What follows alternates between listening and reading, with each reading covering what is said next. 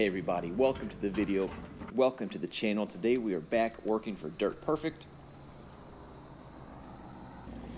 We are working on putting in a new pond overflow using Dirt Perfect's custom trenching bucket. And then when we get that all wrapped up, we're going to head back to the house, do some channel updates. This is pretty cool, isn't it?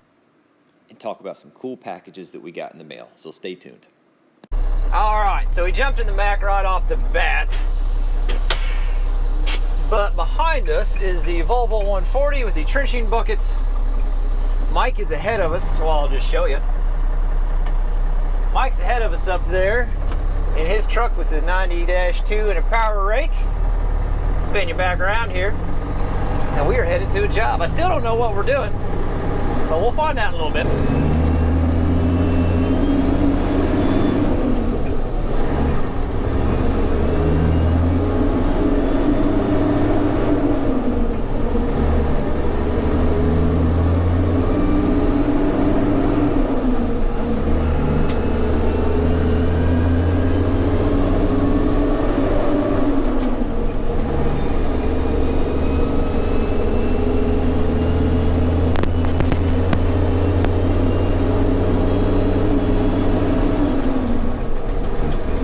See if we can't back in right here. I'm just gonna slap you on the side of the truck for this one.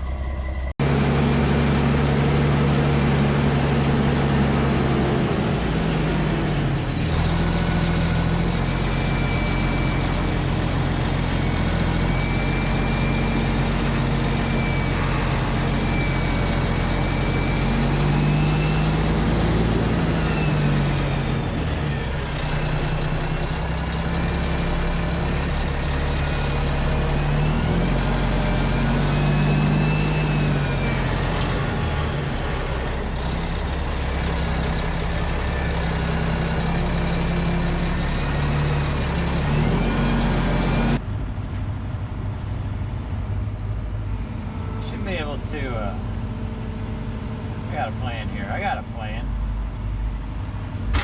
Oops, that was not the plan.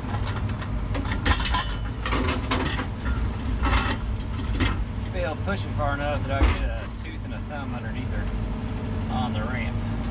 That's my plan.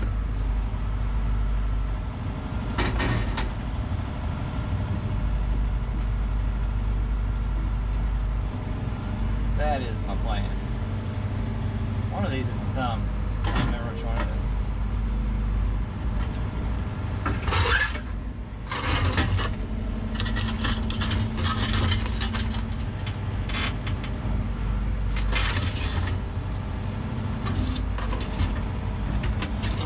Be great if I could get a catch on that track.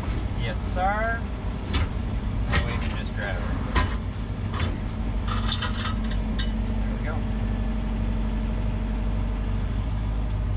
And we're just gonna very carefully, bud, we're just gonna lay this over here on the side for now.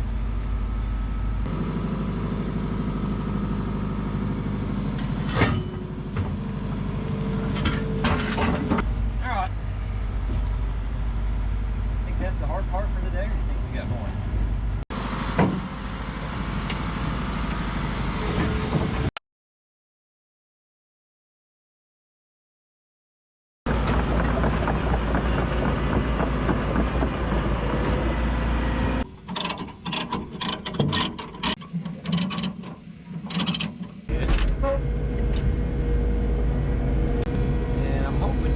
Stuff just rides right in the bucket for us.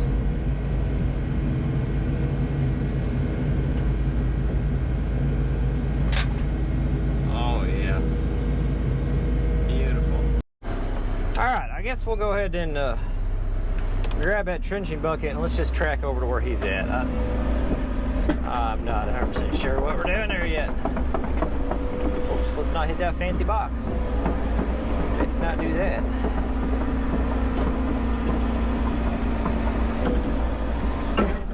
Whoops, sorry about your trailer.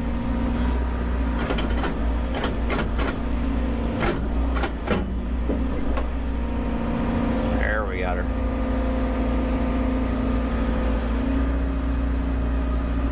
Alrighty. Here we go. Oh yeah. really thought we were going. Now we're going.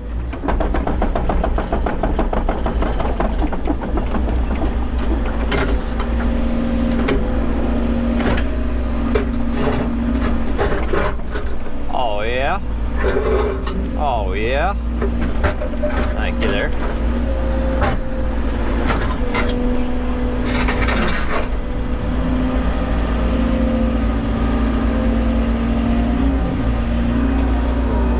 What's next? This is fun. This is the most fun I've had on a game show. I've never been on a game show, but if I've been on a game show, I would hope to think that it was as fun as this is. There we go. We did it, bud. Watch his hair just taking a lap. He's getting a long list over there. See him? Way over there on that corner of the property now. He's got a list. That's good. A list is good. Whenever the homeowner trusts you with that many random miscellaneous tasks, that's a lot of trust. It really is. This is exciting. I'm excited. All right, so Dirt Perfect just set all those pilings in that pond using that Volvo and that concrete cube and some other magical methods that you'll have to check out on Dirt Perfect's channel. We are going to work on a new pond overflow. Step one is going to be pumping this down a little bit, and he's using a pretty fancy technique. I'll show you guys.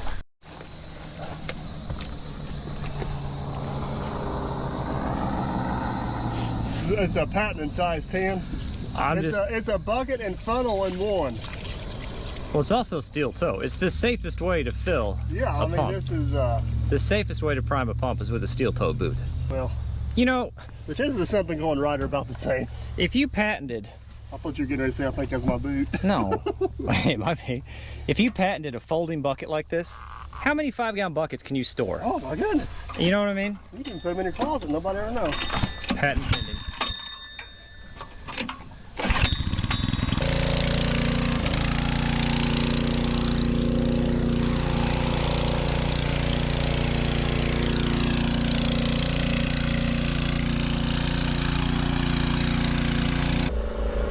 Mike is any nice guy. Look at him. He's taking the customer's tractor to him in town. The customer was going to come out and halt later this evening, and Mike said, well, I'll just halt to town while I'm out here.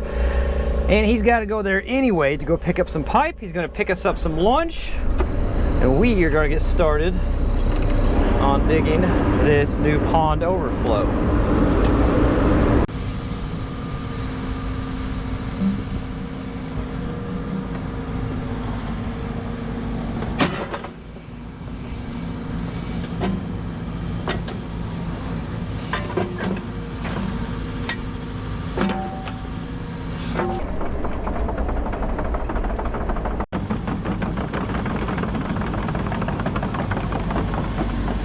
Wants to go all the way to the fence row. We're also going to rip his fence row out today too, but I figure let's start with the hardest thing first, huh, bud?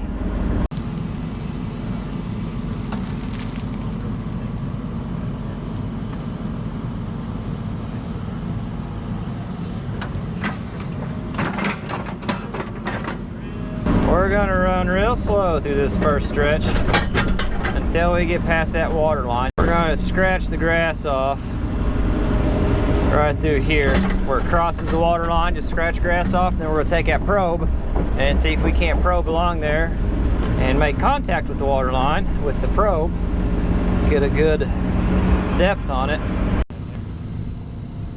that's a trench for sure. See how soft it is?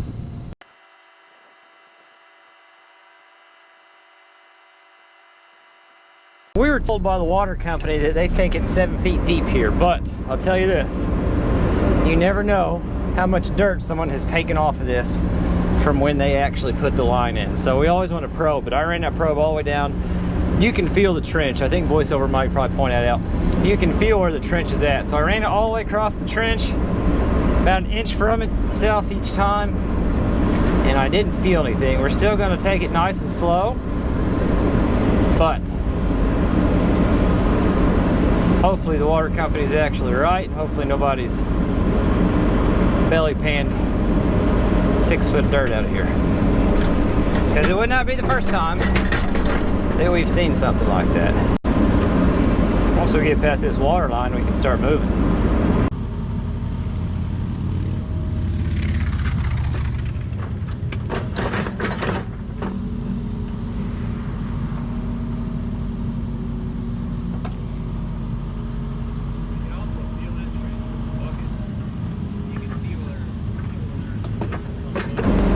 One more pass. Famous last words before you hit a utility.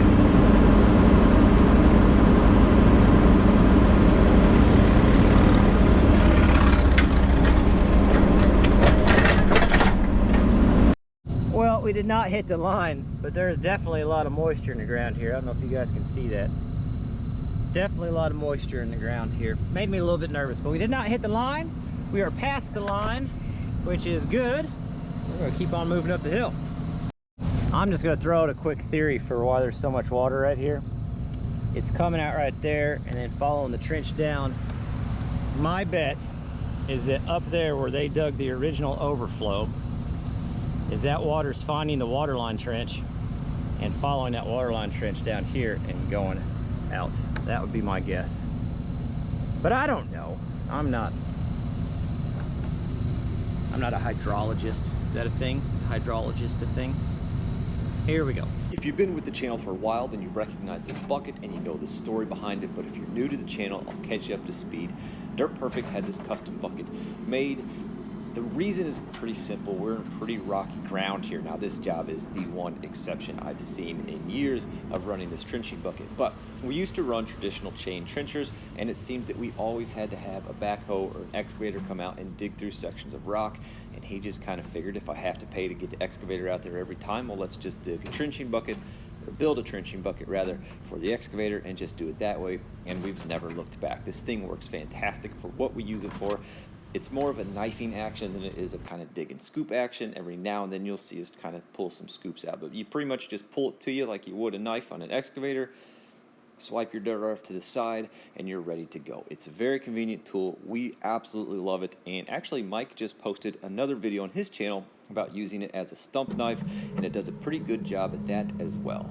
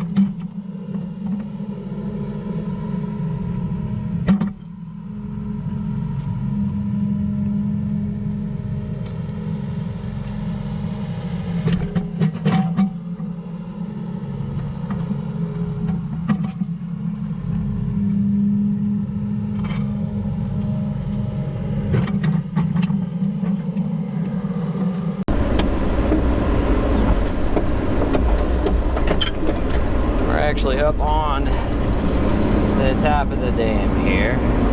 Of course, I got myself all squirrely. It's looking better. We'll back up just a bit. Splash. Wouldn't that be something? Wouldn't that be something? Oh, we're good.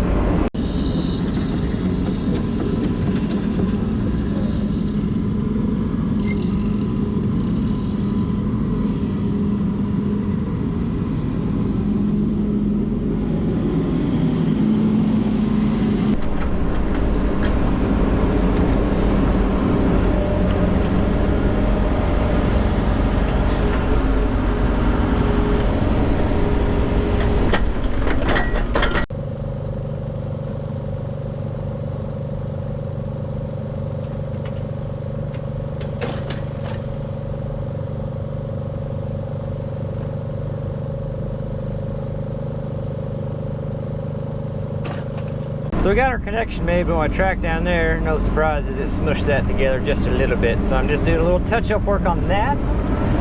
Mike just sent me a message, said he's gonna be back here in just a hot minute.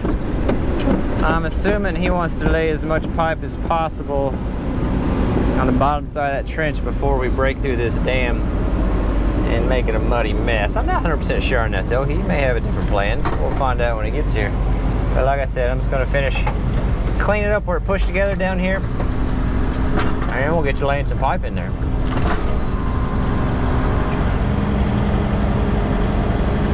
Yeah, it's not bad at all. Look at there. Pretty much ready to go at that point. So we'll just hang out. But I thought, well, while I'm waiting on Mike, let's try this fun game. Let's try this fun game.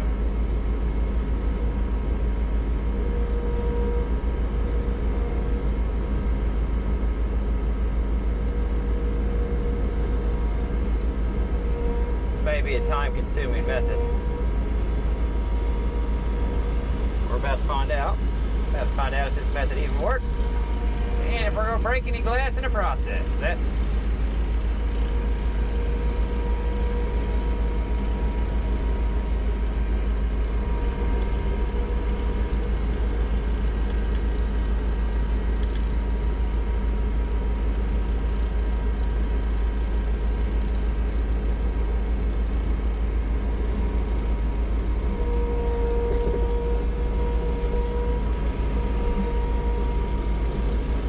how we do with it. I'll be the first to admit, this is not the most time-effective way to do this. Obviously, the quickest way would have been take the 140 with the bucket and the thumb, track down the fence row there, and just pull them out. But the 140 was sitting on that soft trench, and I didn't want to cross off that trench until I got a little bit of pipe underneath it. So I figured, well, I'll try to be a little productive while I'm waiting on Mike to get back with that pipe. It was either that or twiddle my thumbs for a few minutes. A little bit of production, a little bit of fun. I don't know what more you could ask for in a day.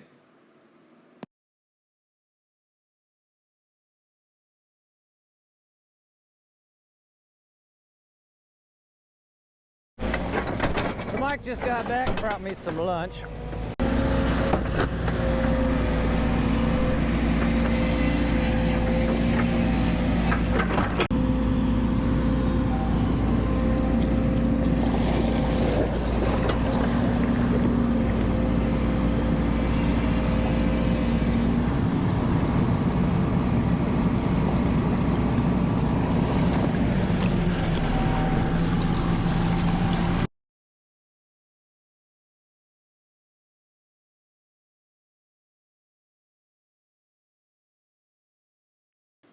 So we glued all the pipe together on the outside of the trench. That's a 6-inch trench. It is not the emergency overflow. Keep that in mind. There's still another emergency overflow. This is just kind of the daily maintenance overflow to keep it at a more consistent level.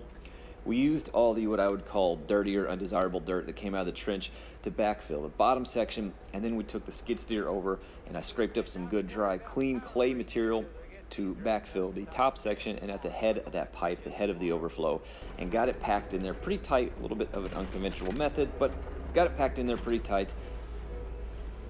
And then keep in mind, Mike is coming in the next day. He's actually reshaping the top of that dam as well. So I put in a little bit, probably too much material there, but I want to make sure he had plenty to work with and finish up the job the following day. And if you want to see how all that turned out, and remember, he also drove those steel piles in as well for the dock. If you want to see how that turned out, got to stay tuned to Dirt Perfect's YouTube channel because he will have those posted in a few weeks.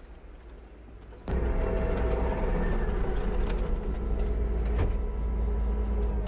done with this thing for today.